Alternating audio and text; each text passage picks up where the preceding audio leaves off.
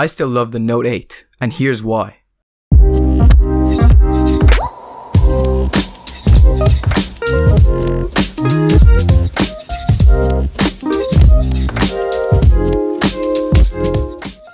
Hey guys, my name is Emanuel, and here on this channel I upload tech reviews and pretty much anything remotely close to tech. So if you guys like that kind of stuff and you want to see things like that, make sure to subscribe. Okay, so with that out of the way, let's start.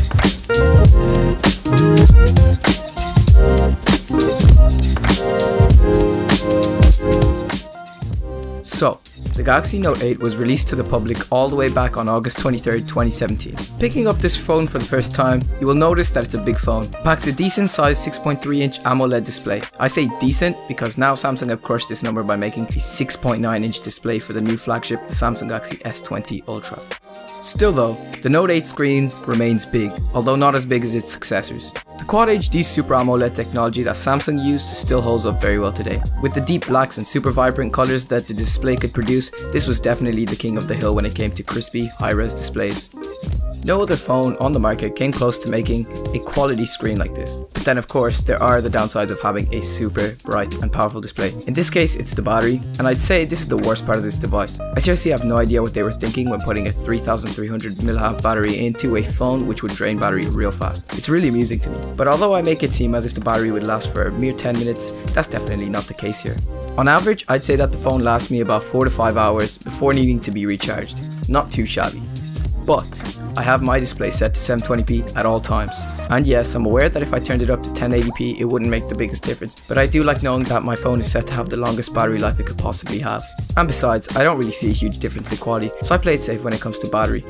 It is kinda sad, however, that I can't use the best part of this phone to its full potential because of a silly choice on Samsung's part. But then again, I'm pretty sure they didn't want to have their phones explode again, so in a way I'm glad they played it safe. It's got the usual USB Type-C port for charging, but it also has something we don't see much of today, and that's the headphone jack. Okay, so aside from the battery, this phone was basically the ideal phone of 2017. It launched with Android 7.1.1 and the Samsung Experience skin on top, but over time Samsung remade their skin for Android and called it One UI. This came in the Android 9.0 update. Although this was a step up from the uglier Samsung Experience UI, it still was a bit of a work in progress, and soon after Samsung released One UI 2.0 with Android 10.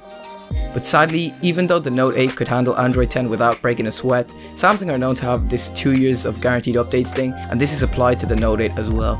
It was left by Samsung on One UI. It's not bad or anything, but it's less polished. Honestly, it's a bit of a bummer, but at the end of the day, it can be looked past because of many custom launchers you can install. Personally, I would have loved to see One UI 2.0 on the Note 8, but really this wouldn't and shouldn't be a deal breaker for you, because there are many other things to look forward to on this phone. It houses a Qualcomm Snapdragon 835 on the US models, and Samsung's very own Exynos 8895 processor on the ones outside of the US. Both are octa-core processors, but tests have shown that the Exynos version can be slightly faster in some situations. That's just by a very small margin, so it's not noticeable at all. It also has 6GB of RAM, 2 more gigabytes compared to the S8 released a couple of months prior to the Note 8. This allows for heavier and more multitasking to be possible on this device. Also, these components allow for a smooth and optimal gaming experience. On top of that, this phone is IP68 water and dust resistant, so don't worry about getting your phone wet.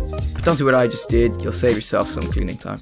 Next, let's move on to the cameras. This phone has a dual camera setup on the back of the phone, one being a 12 megapixel wide angle lens with an f1.7 aperture, and the other being a 2x telephoto camera with an f2.4 aperture. Now, even though they have the same megapixel count, the main wide angle camera does come out on top when it comes to quality. Telephoto lens is still good, but the main camera has the edge here. I do believe an ultra wide angle lens would have been more useful and cool, but even without it, the rear camera setup is still pretty great. Pictures look good with the vibrant colors like Samsung does, so there's not much to complain about here. Also, this is the first phone Samsung introduced live focus to, and it worked fine, but I didn't find myself using it as much because depending on the lighting condition, it can be pretty hit or miss. Coming over to the front of the phone, we got this 8 megapixel selfie camera, and also something not many people know about, a 2 megapixel camera dedicated to the iris scanner, but we'll talk about that later.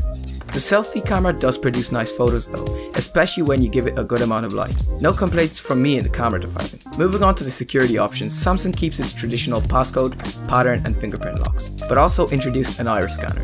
This worked perfectly fine with me most of the time, and even when I was in a pitch black room, the red LED emits enough light for the iris scanner to detect your eye. Works well enough for me, but keep in mind the iPhone X still had the edge here with Face ID. Also, the fingerprint scanner on this phone is nice and snappy. For the year that I've been using it, I think it failed me about 10 times. That's nuts. The thing is, I registered 3 fingerprints for the same finger, so that it would have a super low failure rate. This works wonders, and I love this fingerprint sensor. Just one thing, I don't have huge hands, so reaching for the fingerprint sensor isn't the easiest thing at the start, but you do get used to it, and when you use it long enough, muscle memory will come into action, and you won't even notice how high it is. Next thing I want to talk about is the S Pen. People often think that this is a gimmick that Samsung used to sell this line of phones with. Although it was a smart choice for advertisement, this wasn't a gimmick at all. In fact, I find myself using the S Pen pretty frequently. If you're into drawing, this is actually pretty useful. There have been plenty of times that I've been using this phone for sketching, and I really enjoyed it. Seriously, part of the reason I love this phone so much is because of the S Pen. It really is very useful. Like for example, did you know that if you get close to the screen and press the button on the S Pen, it opens this slider of useful features of the S Pen, like Smart Select. I've used this countless times, and I do have to say, this is one of those features that makes simple tasks even simpler. The last thing I want to talk about is something I also love about this phone. It's the aesthetic. This phone looks stunning. With its glass sandwich design and small and symmetrical bezels, this phone does not disappoint in the looks department. The glass, however, does make the phone a bit of a fingerprint magnet. And if you want to keep the phone's look in tip-top shape, you're best off slapping a case on it. Personally, I don't use a screen protector often because I rarely drop my phone, but if you drop your phone very often, I would definitely recommend you use a screen protector. So to conclude, I still love the Samsung Galaxy Note 8 because it holds up perfectly well today, just as it did 3 years ago. And for the price that you can find one of these online now, it's hard for me not to recommend it to anyone. If you like this video, please leave a like and consider subscribing. Thank you guys for watching, and I'll see you guys in the next one.